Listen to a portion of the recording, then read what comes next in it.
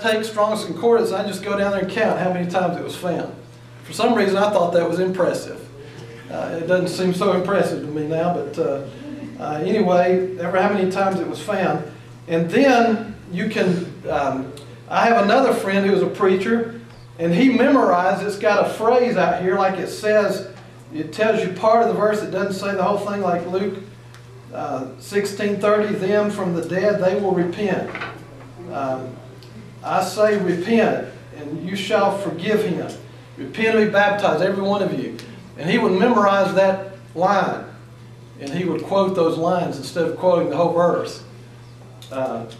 Anyway, it's very helpful. And as far as I know, there's not another concordance other than Strong's that does it exactly like this. There are three primary concordances. There's Cruden's Concordance, Young's Concordance, and Strong's Concordance. And we had a professor in graduate school, and he said, Strong's is for the strong, Young's is for the young, and Cruden's is for the crude.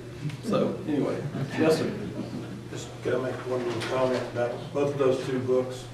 One of the good things for us that are older is the English word that you have to know is King James in most cases. So we all grew up listening to King James being quoted, so if you want to, it's very familiar to us to do that. Right. Strong's uses the King James. I believe Strong's has also come out with one other translation, but that's very helpful.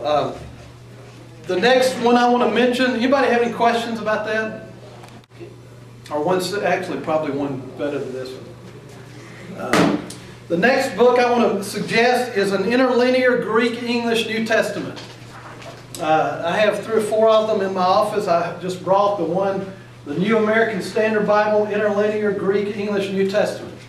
What this book does is it gives you different ones do different ways.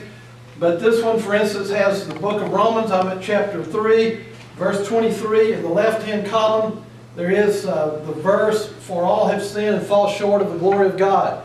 That's what the New American Standard says. Over in the right-hand column, there is the Greek written out, and then under the Greek word, there is the English word. That's why they call it interlinear. The Greek words and the English words. And it gives you the exact translation. In Romans 3:23, for all sinned and come short of the glory of God. Literally, it doesn't give you the literal translation here like it does in some, but all of these have sinned and come short of the glory of the God, is the way it says it. But it gives you the Greek translation and then the English translation. And they have all different, there's a New American Standard, King James, New King James, NIV, many different interlinears. And I would recommend, if you want to continue study, to get you an interlinear. And probably on, again, on Amazon or Mardell's or somewhere like that.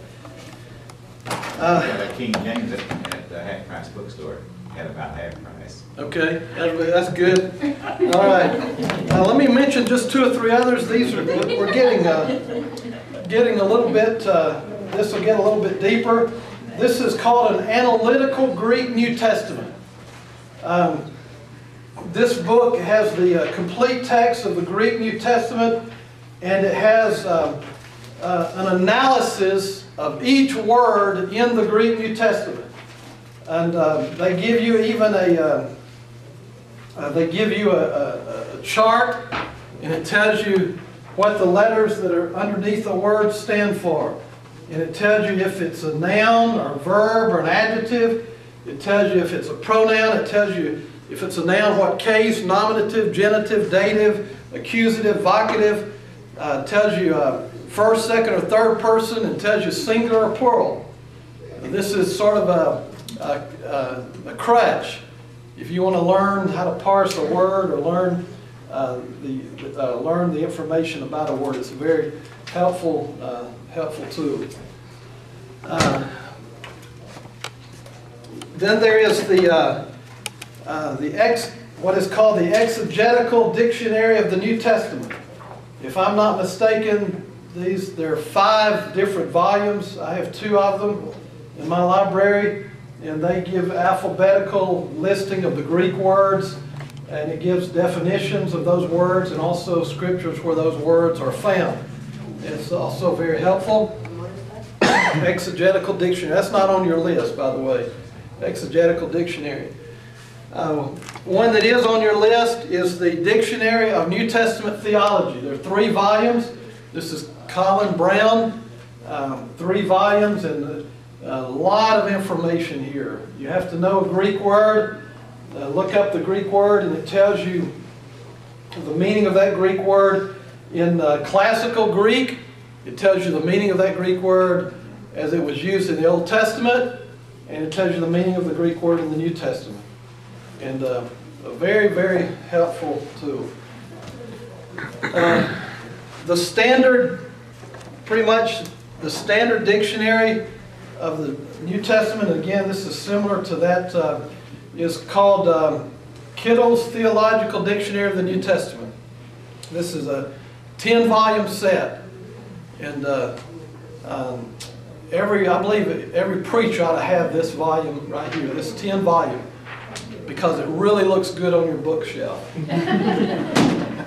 Not many will use it, but it looks good on your bookshelf. The next tool I want to mention is Word Pictures of the New Testament by Dr. A.T. Robertson. Dr. Robertson, this is 6 volumes. He takes all of the books of the New Testament, and in every chapter he gives you key words or phrase that is found in a verse, and talks about, does like a Greek word study on those words. And it's very, very helpful to me. I use Robertson personally as much as any Greek tool that I use. And by the way, this can be found on the internet now. You don't have to buy this. You can find it free. You can find it at, I'm going to tell you three suggestions on the internet websites, study sites. The first one is called crosswalk.com. Crosswalk.com. Do I have a pen? Yes, sir. How about a pencil? Crosswalk.com is a study site. There are a lot of different commentaries there. There's also exegetical studies, and A.T. Robertson's word studies can be found on there. And all you have to do is put in the verse you want to look up and click on a box that says Study Tools, and it'll take you to A.T. Robertson, and you can read what he has to say about it. And again, personally, I use A.T. Robertson more than any other Greek tool that I use. He is a Greek scholar par excellence. Another site is called Study Light. Study Light, as in LIGHT.org. It's another site similar to crosswalk.com. And another one is called eBiblestudy.org. eBiblestudy. And those 3 sites are simply study sites that will be of help to you. Okay, before I want to do one last word study before we close our class. But before we do this word study tonight, let me just briefly go over one more time the 5 noun case study. We're talking about the function, the 5 cases of a noun. They are, well, let's see if we can name